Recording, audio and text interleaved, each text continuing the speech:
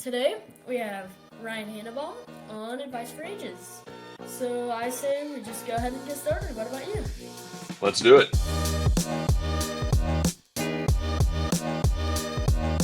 Like, you're already ahead of me in the game when it comes to that. I would not have done what you're doing right now when I was 14. That's kind of a choice that a lot of people make unintentionally. You don't really, I don't think you wake up and decide, I'm going to go all in on this one thing. Basically, what happened. And if I never thought about it that way. That makes a lot of sense, actually. I like that. But if you're writing a book, the book is in progress, then the pages beforehand, before this point in time, have been written. There's nothing you can do to change the past. They influence where the story is going. But that page ahead of you is always blank, right? It's never too late. That'd be a really big billboard to fit all that on. So we'd have to figure out a better phrase for it. I've got a cool question. What was it like when you were a kid? Man, when I was a kid, a lot of it was very similar to what it is today, right? I played lots of sports. I'd say a given day, most of the time, my parents were probably driving me around to different practices or whatever. Spent a lot of time outside, riding bikes, hanging out with my next door neighbor and buddy, and kind of going down to the parks and just kind of, just using our imaginations and seeing what was out there and seeing how we could fill the time. We didn't have nearly as much to distract us as you kids do nowadays, so we kind of had to figure out ways to fill in time. One of the things that was starting to get big when I was 14 was the internet. Probably hard for you to think about now, but growing up, there was a time before that was really a thing, and it was just kind of starting to get into the form that it's in today, where you could really kind of log on and search for different things and learn different things that weren't really accessible to us before then. So my parents got a computer and we kind of played around with that a lot, and it was like magic. I mean, it was just crazy what it could do, and downloading songs and not having to go down to the store and buy a CD. That was honestly probably a big moment at that point in time, beyond just the usual. Yeah, that makes a lot of sense. Now, a common class we have now is digital literacy computer class. Like, what did that look like? For right now, it's like review typing and then learn advanced parts of the internet. What was that? What it was like for you guys, or what was that class? No, we had typing, so we learned how to type, but it was more on just like a word processor, right? You had your screen and you were typing out passages, and you were just learning how to type with all your fingers instead of doing one of these things. That's how you always grew up typing. Yeah. So that was kind of the extent. We had some computer games that we could play, like in the library. So not every classroom had computers when I was growing up. We had like 3 computers in the school library that you could share time on, play Oregon Trail. Like, there were a couple math games, real basic stuff. Yeah. I didn't really have a computer class that involved the internet until maybe middle school. For sure by high school, I actually took a class where you kind of learn how to make basic websites, web pages. But before that, not much. Yeah. Did you have like a favorite class at all from any subject, or? Yeah, I was big into English. So I really, really like writing. Still like writing to this day. Reading, just reading different novels, and I didn't love like book reports, like where you had to read a book and then I also really enjoy reading books, but whenever I've got to be like, oh, what did the character feel when his dog died? I'm like, what do you think? Oh, joy. Yeah, right. Yeah, some of it seems real obvious. Yeah. Yeah. So I didn't like book reports so much, but I love writing my own essays. If they gave you a kind of an open-ended topic and you had to write something about it, that's kind of where I thrived. And there were some parts of history that I really liked. I liked world history quite a bit.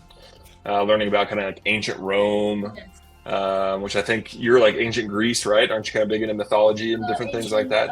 Greek mythology, and then Rome and all those. I feel like it's mostly because the Roman times, there's a lot more like, oh, we found this dig site, so we suspect this is what they do. Like, it was ago that there's still some like myth and speculation, whereas American history, it's like, oh, this is all documented, and this is basically what happened. And I never thought about it that way. That makes a lot of sense, actually. Yeah. You can kind of use your imagination a little bit with things that we kind of uncover from ancient history. Yeah, I like that. My English teacher, I really like her right now because for book reports, she lets us choose between like make a slide presentation on your favorite character, or my favorite one to do, is change the ending in the book. So you can change like a major event that happens. And Nice. I have a lot of fun with that because there was one book where these guys got caved in where they thought there was a bear because they needed to attack the bear to get a necklace or something that they thought the bear ate. I don't really remember, but so I changed it so the bear was in the cave when it got caved in, and they attacked the people to change how the story went and took it. That's cool. So Yeah, I like that a lot. yeah, it was very interesting. That's why she's one of my favorite teachers right now.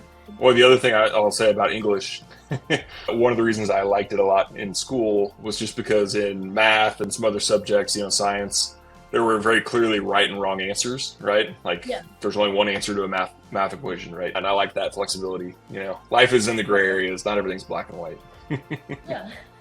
So, did you, like in English, make you stand out from the other students? I think my interest in writing probably a little more advanced than a lot of my friends at the time. I think most of my friends viewed that as a very tedious. They did not want to spend time writing essays or stories. Whereas that, like I said, that's what I looked forward to.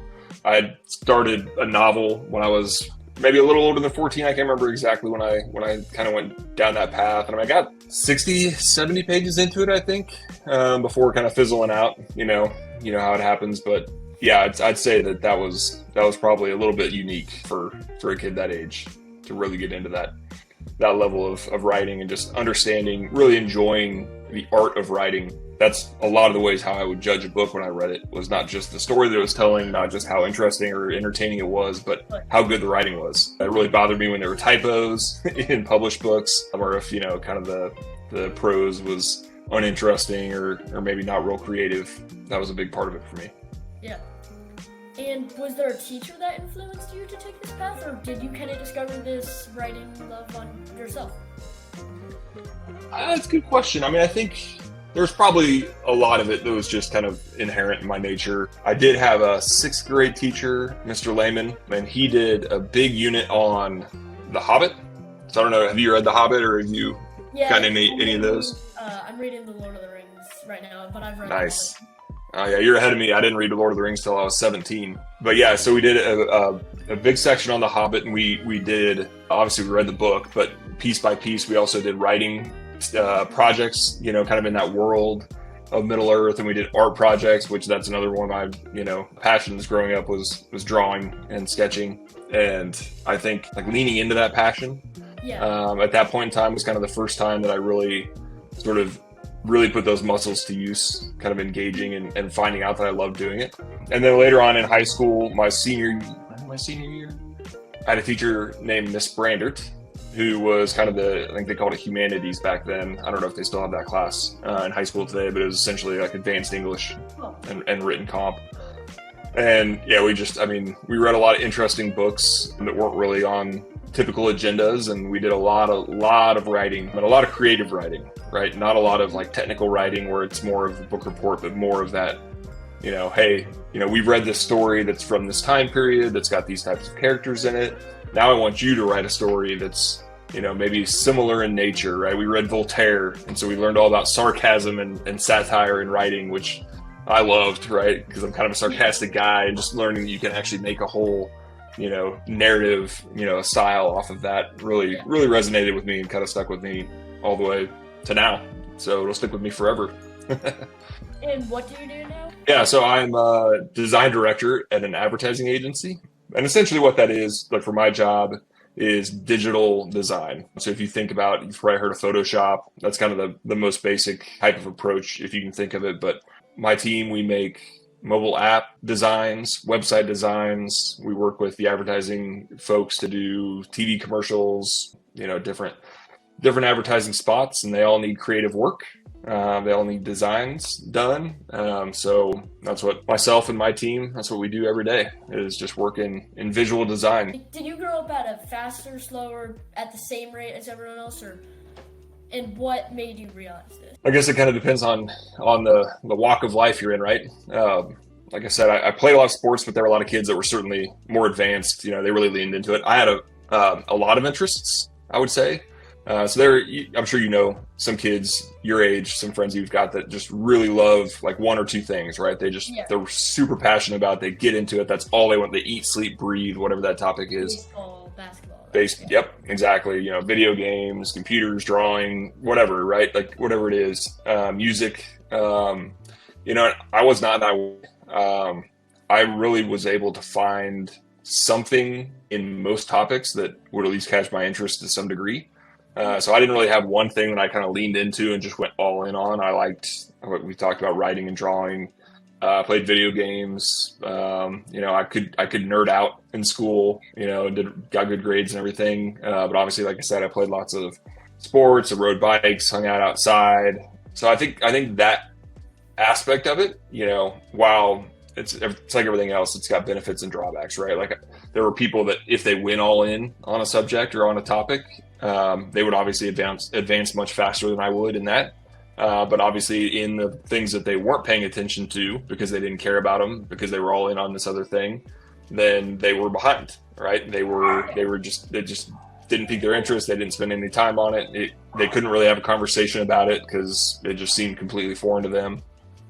So in that aspect, then I was able to kind of, be a chameleon and kind of work my way into different social circles and kind of fit right in and feel comfortable in those different situations. So, I think that's kind of a choice that a lot of people make unintentionally. I don't think you wake up and decide, I'm going to go all in on this one thing or not. I think it's just kind of the way your mind works and the way that you're either interested in something or you kind of pass it by. So is there anything that you would have changed from your childhood? Or done differently? Or done more of, or anything? I think if there were anything, I would probably be a little more confident in my decisions and who I was and kind of how I was going about things. I wouldn't say I was a shy kid, but I was definitely, I think, more introverted than maybe what it seemed on the outside. I was pretty worried about what people thought of me or how I looked doing things.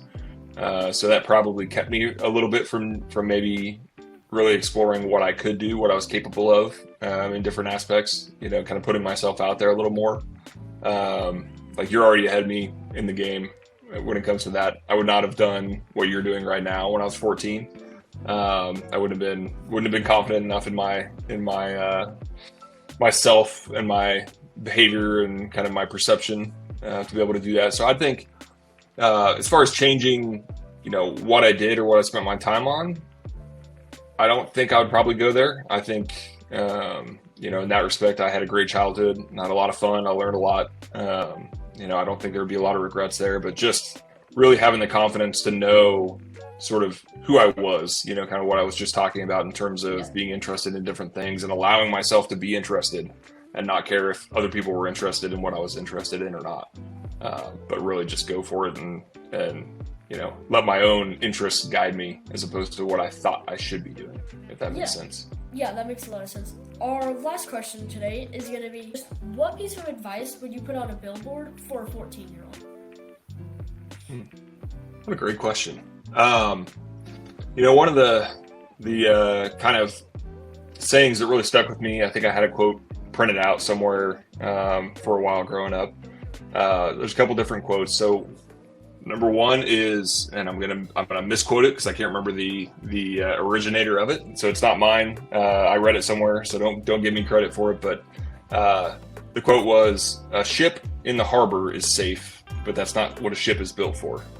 Right. So kind of what I was just talking about in terms of really putting yourself out there and kind of taking a leap, taking adventures. That's what really life is about.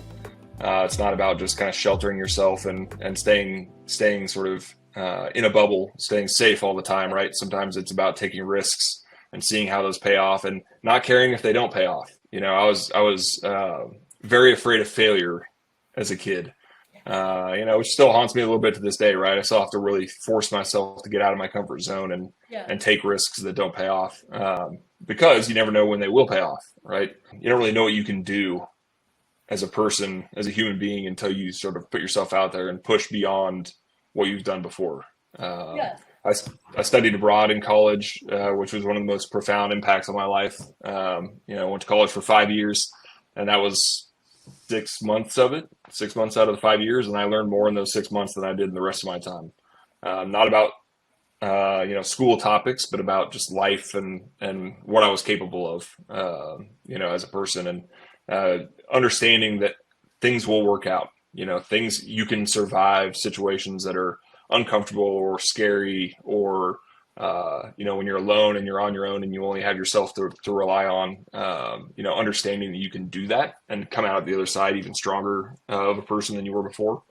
I wish I would have known that even when I was a kid, kind of forming some of my habits and bonds even before I did at that point. So, and then the other kind of thought saying that comes to mind for your billboard is, I think of life like a book, like you're writing your own novel, right? As you progress day by day and have new activities and new interactions with people. But if you're writing a book, the book is in progress, then the pages beforehand, before this point in time, have been written. There's nothing you can do to change the past. They influence where the story is going, but that page ahead of you is always blank, right? It's never too late to put in a plot twist, right? Or take action and add something to your story that you maybe wish you would have earlier. It's never past the point of no return, as long as we're here going through this journey. Yeah, I think that makes a lot of sense. That'd be a really big billboard to fit all that on. So we'd have to figure out a better phrase for it. It sounds like it could be summed up into like go out of your comfort zone or take risks, or you can always try again. Something along those lines, I think, could fit it. Yeah, absolutely. Well, that's the last of my questions. Thank you for helping us today, Ryan, and I hope you have a great It's my pleasure. You too. Thanks for having me.